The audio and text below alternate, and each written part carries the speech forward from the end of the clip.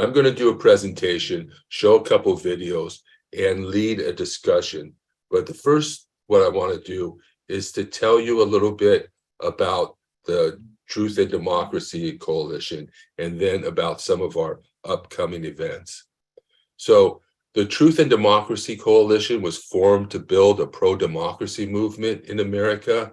We educate the public about disinformation, teach people to be critical of the propaganda they consume, provide critical analysis of current events and social issues. We produce media and educational materials, hold seminars and meetings, work with other organizations, and organize events and activities geared towards building a pro-democracy movement in America. The coalition seeks to build communities of people of different faiths and ideologies to defend and promote democracy locally, nationally, and globally. On July 2nd at 2 p.m. Pacific time, we will have our second nonpartisan Red Pills men's group. And so what we do at that group is we talk about women, relationships, politics, and life. And at our second meeting, we're going to begin our book study of the book, The Rational Male by Rollo Tomassi. And we will begin with the first section of the book, The Basics. So to register, go to tinyurl.com/redpillmen. And then on July 16th, 2023 here at 2 p.m., we will have the first of a series of planning committee meetings for our January 6th remembrance event. We are planning our annual event to remember the attempted coup and insurrection against the United States Congress. It's important to remember what happened and not let the horrendous actions of then President Donald Trump and his extremist followers work to overthrow our government and install Donald Trump as dictator for life. In order to resist authoritarianism in America, we have to keep the events of January 6, 2021 at the forefront of people's minds as we head into the 2024 elections with Donald Trump still the front runner for the Republican nomination. So we're going to be organizing an event in Whittier, and we will help others organize events in their hometowns. So join us on July 16th at 2 p.m. by registering at tinyurl.com/Jan62024. And then finally, be sure to check out our YouTube page at youtube.com/@Truth and Democracy Coalition. And be sure to like, share, and subscribe. So I'm going to lead a discussion about what's wrong with men and what to do about it. As a survivor of severe sexual abuse, I'm going to tell my story, address the problems facing men today, and talk about what we need to do to help men. So in this type of discussion, it's difficult to draw a line on what one should and shouldn't say. And a number of the issues are difficult to talk about. I don't want to name names or identify people, and I'm certainly not telling you everything. I'm only going to talk about things that are relevant to our discussion about men's loneliness and despair. I will try to find the right balance, and I beg your patience with me and with one another as we grapple with this difficult subject. Now, the reason I believe the abuse began very early in my life was because one night, my first sleepover, I began doing something to the boy. I was emulating, I think, what had been done to me, and I had really no sexual feelings about it at all. And I don't really remember what came of it, but I know that my parents concocted a pseudonym for the little boy because every time he saw us, he had a terrible look on his face. At about 4 or 5 years old, a 16-year-old girl took me into the bedroom and flashed me I didn't have any sexual feelings. I remember thinking, and maybe even saying, what do you want me to do? Drink milk? It was like a strip club and a bachelorette party when she flashed me, went down on me, and even sat on me. To this day, I don't like strip clubs or bachelor parties, and I'm particularly opposed to what goes on at bachelorette parties. I don't like burlesque shows or belly dancing, places like Mardi Gras and boat parties and spring breaks where women expose themselves trigger painful feelings from the abuse. I once broke up with a woman because she went to a bachelorette party and tried to make me go to a bachelor party, even after I told her I didn't want to, and that it would end our relationship, not because I forbid it, but because I simply couldn't be with her afterwards. And I would do that again should the same thing happen. Obviously, this has caused me a great deal of difficulty, but there's more. So this same type of abuse went on seasonally until I hit puberty, and it introduced me to sexual behavior as a young child. As a result, I ended up seeking out sexual activity. I kissed a girl in second grade and made her cry. I had a relationship with a friend starting in the fourth grade that lasted into our teenage years and early adulthood. Not only did I seek out relationships with my peers, I sought out sexual activities with babysitters and other adults, both female and male. When I was around 11 or 12, I ran into one of those babysitters walking down the street with another man. There was this cave in the hillside where we as kids would go and play. And so we went into that cave, and that's where that other man raped me, basically. So he wanted to kill me and bury me in that cave, but the babysitter said no. And that babysitter came back later on as part of some 12-step program to apologize, to try and make amends. And the others that were there wanted to kill him, but I thanked him for saving my life that day. Now, I was 6 feet tall by the sixth grade. I soon attracted the interest of another woman. I and the others were staying with her husband, and her children. When it came to the end of the evening, she placed the other boys in another room and gave me the room with the waterbed in it. Now, back in the 70s, water beds were all the rage. I mean, particularly after the sexual revolution. They fell out of favor, however, because they tended to leak. In fact, I remember the bed sprung a bad leak, and I watched her fix that leak like a pro, effectively, efficiently. I was impressed. She had obviously done this before, and I recognized how unsexy she looked, fixing the leak in the nude. Now, I didn't know why she was giving me the room with the waterbed.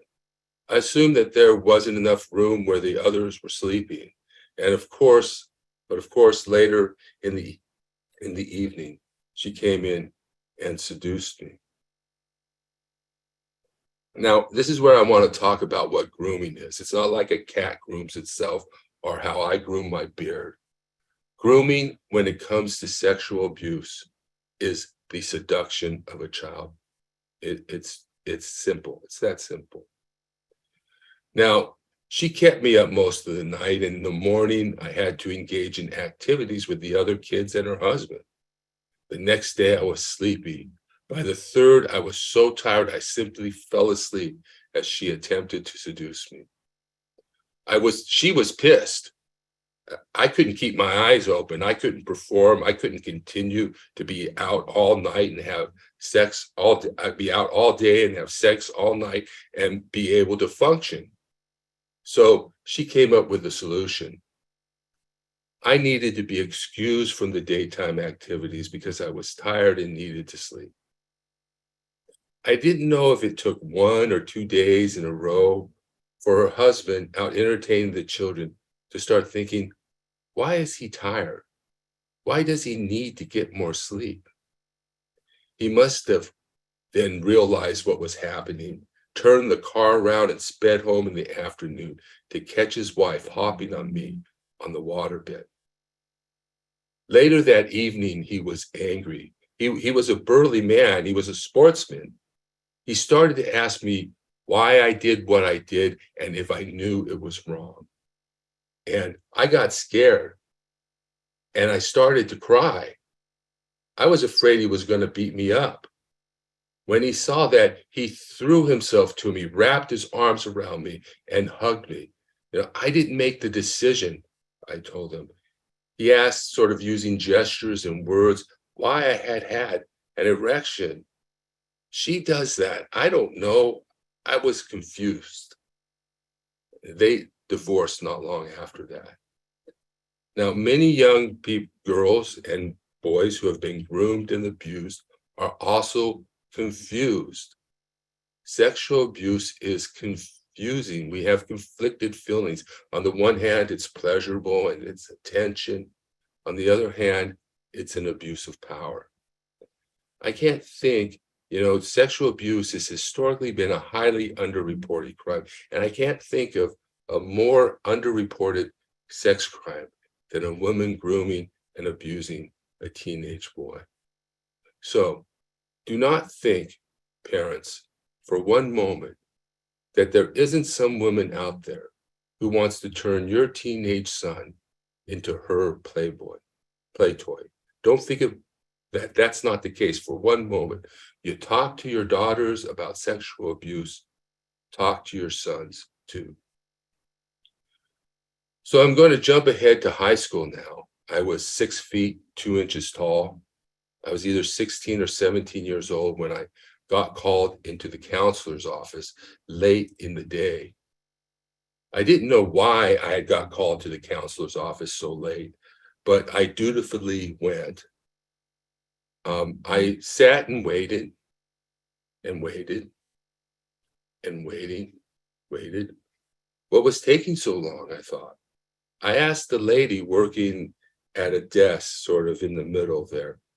I don't remember what she said, but I do remember that she didn't give me any real answer. The counselor asked her to turn off the lights when she left.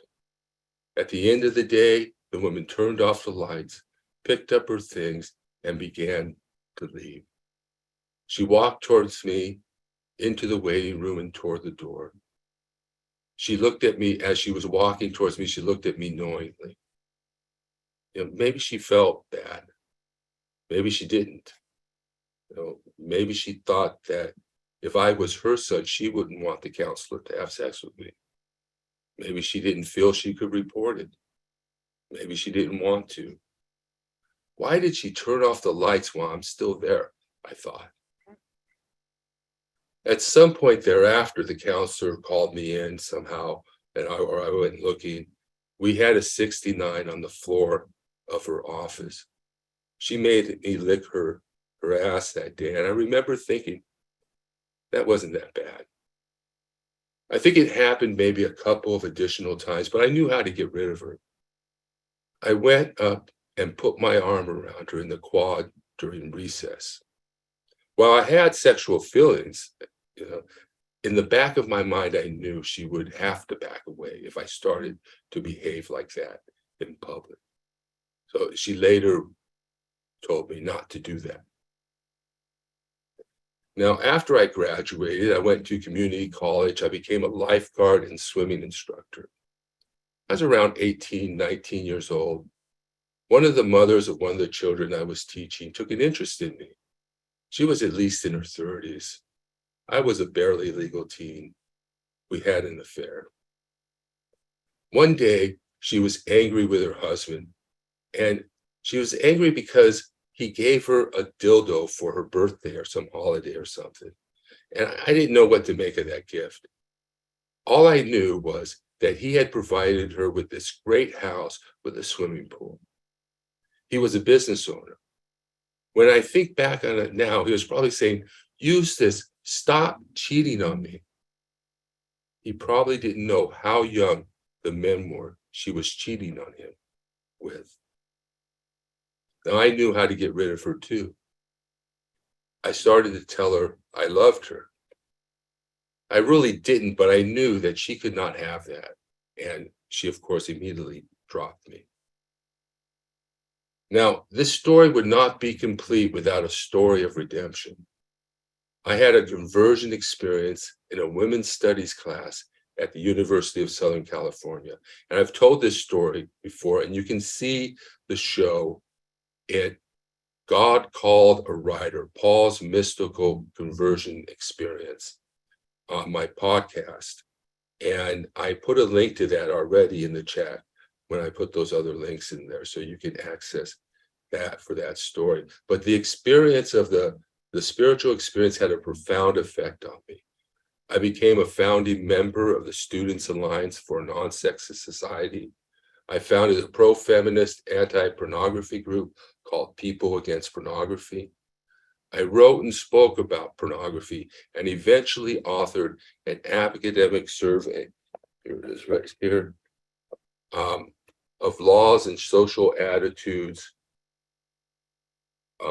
towards sexually explicit materials around the world, entitled Social Issues in Global Perspective, Pornography, published by Lexington Books.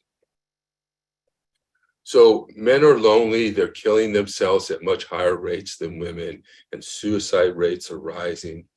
They're killing themselves with drugs and alcohol and turning to authoritarianism. So how do we help men?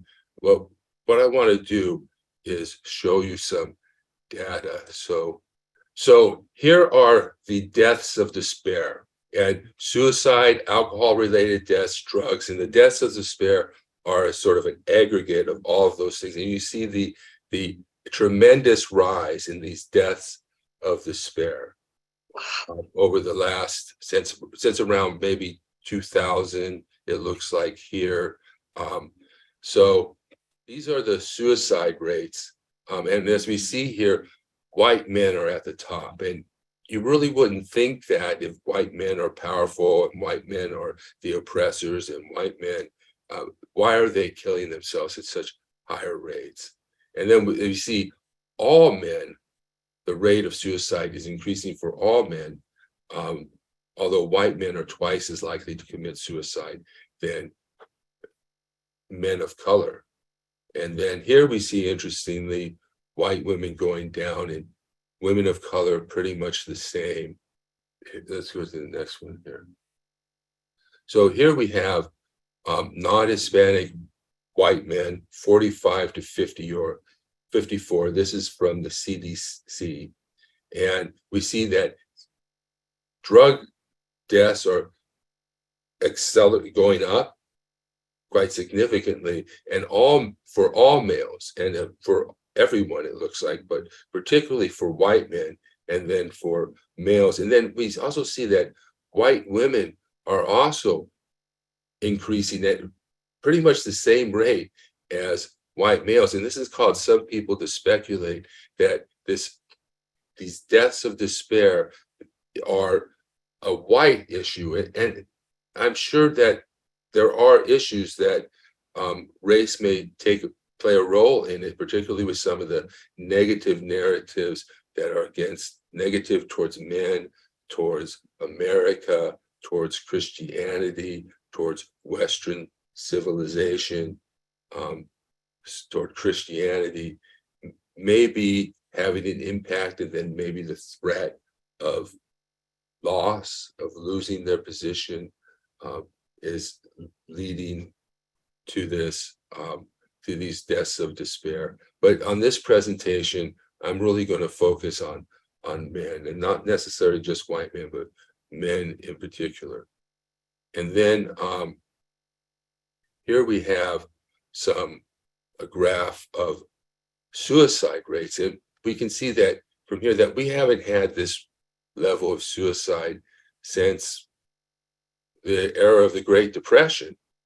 And it's pretty much the same with men all around. The suicides have crept up into post-Depression era levels. And here we see white women have increased, but female suicide has remained largely the same. And a lot of women, maybe more women attempt suicide, and men are just simply more successful at it. And on the other hand, we don't know how much of the suicide attempts that women are involved in are superficial, are seeking attention. But there you have it. So why is this happening? What's causing these deaths of spirits, particularly among men and among white men in particular? And so what I want to do now is I want to share a video with you. I'm Dr. Orion Taraban, and this is Psych Hacks, Better Living Through Psychology. And the topic of today's short talk is Women Are Making Society Polygamous.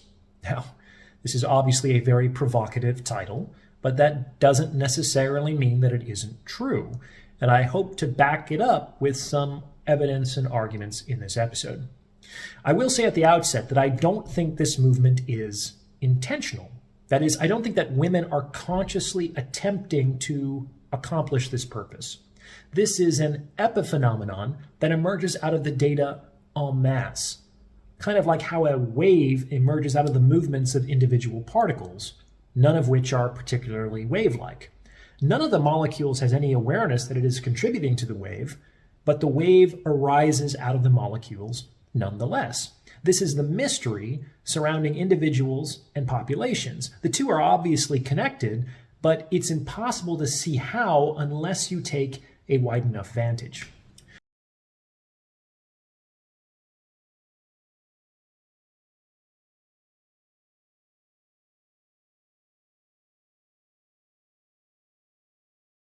Now, to understand why this is happening, why women are making society polygamous, you have to first understand that women today are absolutely crushing it. While there was a gender gap that clearly favored men 50 years ago, we now have a gender gap that clearly favors women. And in many domains, the size of this gender gap is larger than the size of the gender gap that we had a half century ago. Probably for the first time in human history, in most Western societies, childless women under 30 are earning more than childless men under 30. Women are graduating from high school, from college, from postgraduate institutions at a significantly higher rate than men. In fact, at a nearly 2-to-1 ratio. They are doing very well. So hooray, women. That said, all this success does come with an unintended consequence with respect to the dating market. And before the women complain, well, who cares about dating? Let me just say that you should care about dating because unless you want to go back to your father choosing your husband for you, this is pretty much the only pathway to long-term relationships, marriage, and children, which are things I often hear women caring about. So problems with dating will have important downstream consequences. So what is the unintended consequence? In order to understand it, you first have to appreciate that women tend to date hypergamously. For those of you who have never heard this term before, hypergamy is the tendency to date across and up status hierarchies. To put it simply, women want a man who is at least as good as her, if not better. And better, of course, is how women choose to define it, because it's for the cat to decide which milk is good. However, with respect to some very obvious metrics, women tend to marry men who are older, taller, stronger, higher status, and higher earning. And here's the rub. If women are outperforming most men, and women continue to date hypergamously, then voila. You have an increasingly shrinking pool of men that the majority of women would even consider as candidates for dating and mating.